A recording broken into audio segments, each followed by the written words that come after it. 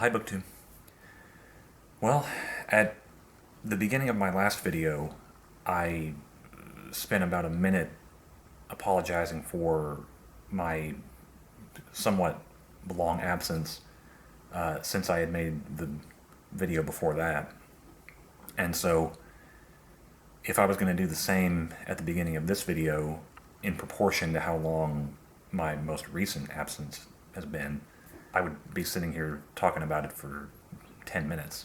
But because I have a whole backlog of tags to get to, I won't spend too much time discussing it, except to say that I don't intend on abandoning the channel. I'm not, tired of making videos already. It really was just a case of work and personal life taking precedence over not just making videos, but reading in general for a little bit. But I'm hoping to get back on track with video making. And that starts with the get to know my tastes tag. I was tagged by Angelina at Books Do Things to Me. Very nice BookTube channel that you should all check out if you have not already. And I'm just going to get right into it. Question one is, how do you rate books? Give a quick rundown of how you do your star ratings, or if you don't do star ratings, how do you evaluate books? I do rate all the books that I read, and I log them on Goodreads. And I have what I think is a pretty solid method when it comes to assigning star ratings to books. And the guiding principle is, how would I recommend the book to another person? Because that's what star ratings are really there for. Like they're not for you; they're for the other people seeing the star ratings. And so the way I see it, a 5-star book is a book that I would recommend to everybody. On the other end of the scale, a 1-star book is a book that I would recommend to no one. Going back to the other end, a 4-star book is a book that I would recommend to everyone except people who just don't like the book's particular genre, or if it's a nonfiction book, the book's particular subject matter. So, for example, I think The Naked and the Dead, to pick a book that I mentioned in the last video, I think that is a 4-star war novel, meaning I would recommend it to everybody except people who are like, I just don't care for war stories. But a book like The Things They Carried, I would say, is a 5-star war book. So even if you don't like war stories, I really think that you should give that book a shot. And then going back to the other end of the scale, a 2-star book is similarly a book that I would not recommend to anybody except for people who really like that particular genre, or have a very particular interest in that subject matter. And then 3-star books are just right down the middle. They're like 2-star books, but a little bit better. They're like 4-star books, but just not quite as good. I think of a 3-star rating as being just a general light recommendation. The main thing that I have in mind when rating books is how I would recommend them to other people, in short. Question 2, how do you approach reviewing books? What is your review style? Are you analytical, emotional, casual, or structured? I've made it a point so far to not include the word review in the titles of any of my videos, because I don't think of myself as reviewing books. And even on Goodreads, I don't really review books per se. So I would say that I am casual. I intend to just get on here and talk about these books in a very casual way. Question 3, what's the book that made you a reader? Whether it was your first favorite or the one that got you hooked. What book started it all? I mentioned this book in the childhood book tag. And I think it would be Tales of a Fourth Grade Nothing by Judy Blume. I also mentioned There's a Boy in the Girl's Bathroom by Louis Sachar. But the more I thought about it, it was really Tales of a Fourth Grade Nothing that did it first. it was the first book that I read that made me consciously aware that I was not just reading a funny story. I was emotionally invested in this story. It started out very lighthearted, and then by the end, I felt like I was reading about a friend of mine. I felt like I was reading about something that could have happened to me. And it was the first time that I became aware that a book could do that. And so you could say that from that point on, I was hooked on the entire medium.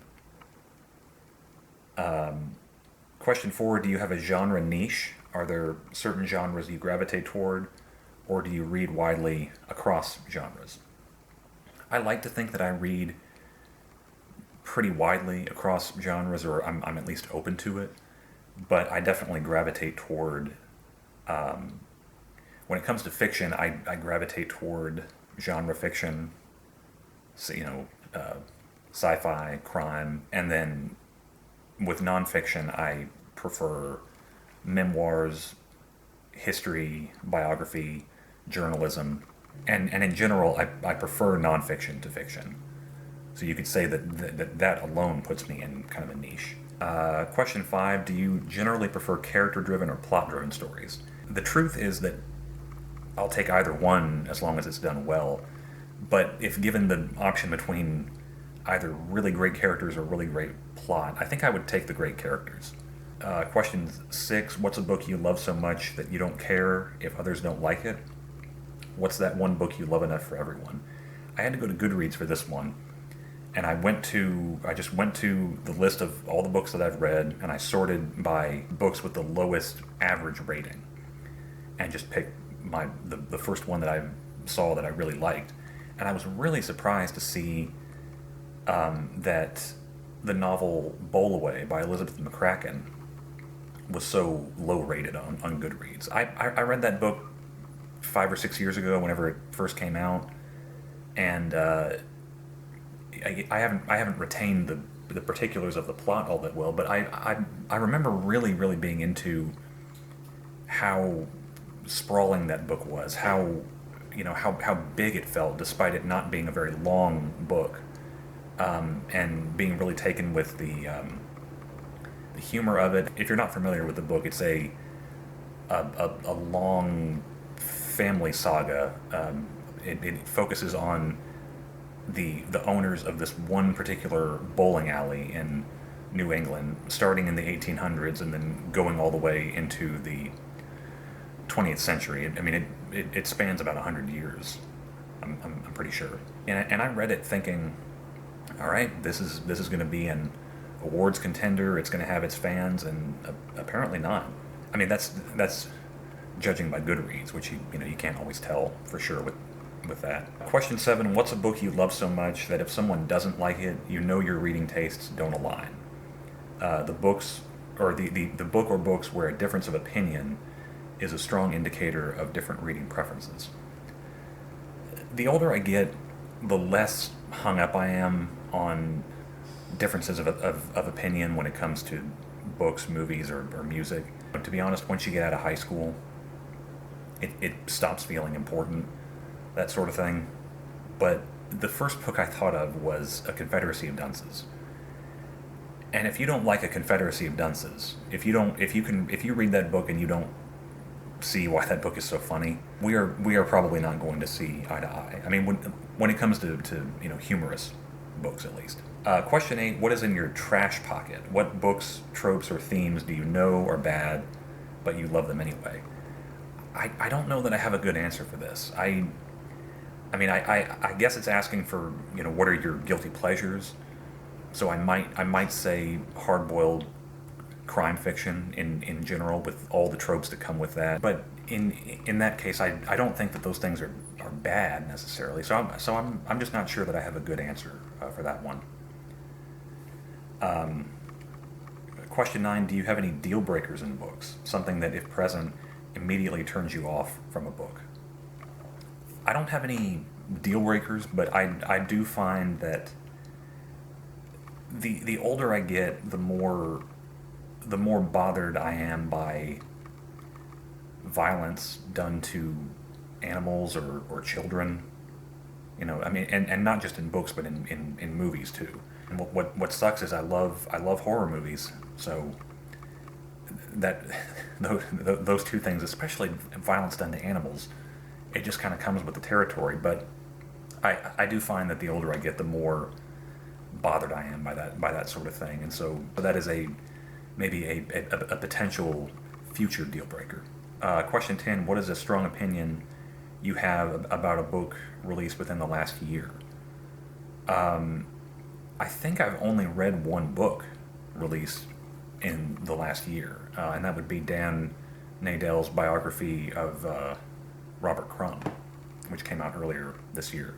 And my strong opinion about it is that it is really, really good. It's a really good.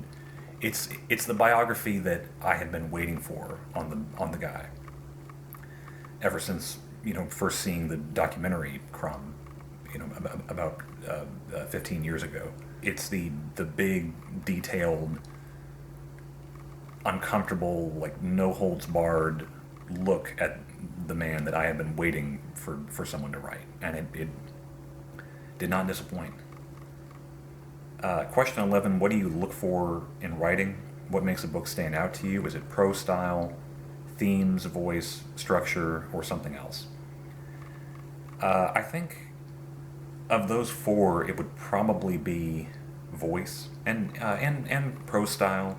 I mean, the main thing that I look for in a book, and I tried to articulate this in my first video, and I did an okay job at it.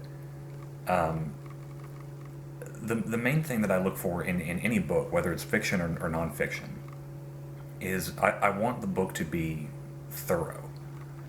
Meaning, I want the book to, and what I mean by that is I want to read the book, and I want the book to be intriguing enough that it raises a lot of questions in me, and then I want the book to deal with all of those questions. I want the book to, not necessarily answer all of my questions. I'm not saying that I want every character to have a backstory or every, I'm not saying I want every bit of lore to be explained in detail. But I'm saying that if I, for example, if I'm reading a story about a family of sharecroppers in the 1930s, and the book is introducing the family, and it tells me about the husband and the wife and the kids and their kind of quirky uncle, and then the grandparents. If I find myself curious about that uncle and wanting to know more about them, I want the book to deliver on that curiosity. I mean, I should probably try writing this out rather than just explaining it off the cuff. In short, I want the books to be thorough and lived in, and I want them to fully satiate my curiosity. Question 12: how do you decide what to read next? Do you plan ahead, mood read, or follow external factors like hype, recommendations, arcs? I have tried planning ahead. I sometimes follow external factors, but the vast majority of my reading is done by mood reading, I guess. It's me going to my bookshelves and staring at a given row of books and just saying to myself, all right, like of these books right here in front of me, which one do I most want to read right now? And the book I choose is the book that I read next. Question 13 is: where do you get your inspiration for your booktube content? What sparks your video ideas? Is it other creators, trends, personal reading experiences? So far, the videos that I have made have mostly been tags, because so many of you have been nice enough to tag me in videos. And even when I'm not tagged specifically by people, I find myself getting a lot of ideas just from watching other booktubers.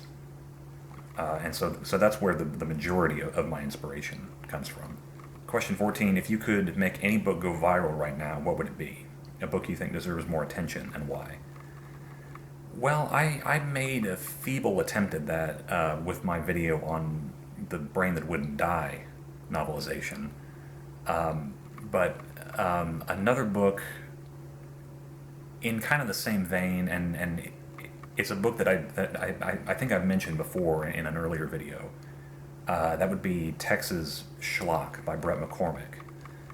His encyclopedia on horror movies and B movies shot in the state of Texas, with info about the productions, lots of interviews with the filmmakers themselves and actors.